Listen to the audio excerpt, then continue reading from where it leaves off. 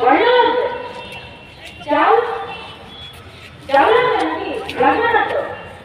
Corporation রাজি 5,000-20,000 টাকা নিতে এসছেন নাকি? তা তো না, অফিসটা যে কারণে তৈরি হয়েছে সেই কাজটা করতে হবে, আর সেই কাজটা করছে না। এদের অবস্থাটা কেমন হয়েছে জানেন তো?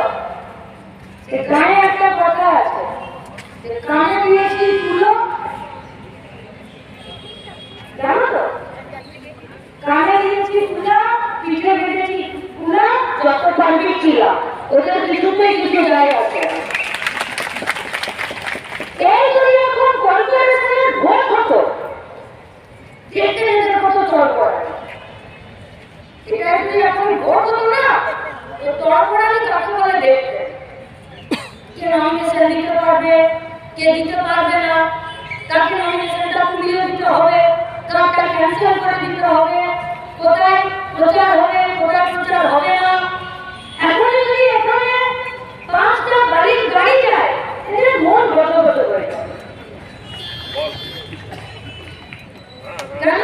2 পয়সা আমদানি হবে,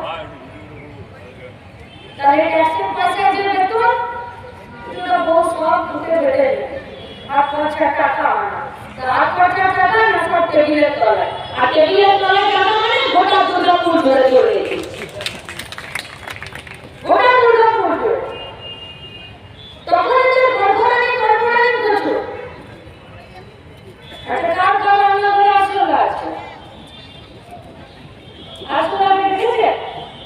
যখন সোজা থাকে তখন একদম চামড় করে ধরে চলে যায় না? আচ্ছা, আসলে কখন স্টপ হয়ে যায় আর যেতে পারে না বলেন তো? হ্যাঁ, উল্টে দিল।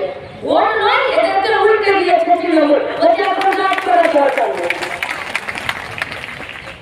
এখন বন্ধ হয়ে গেছে, এখন আর কাজ নেই। এখানে কিছু মাছি ভ্রমণ করে আছে সবসময়,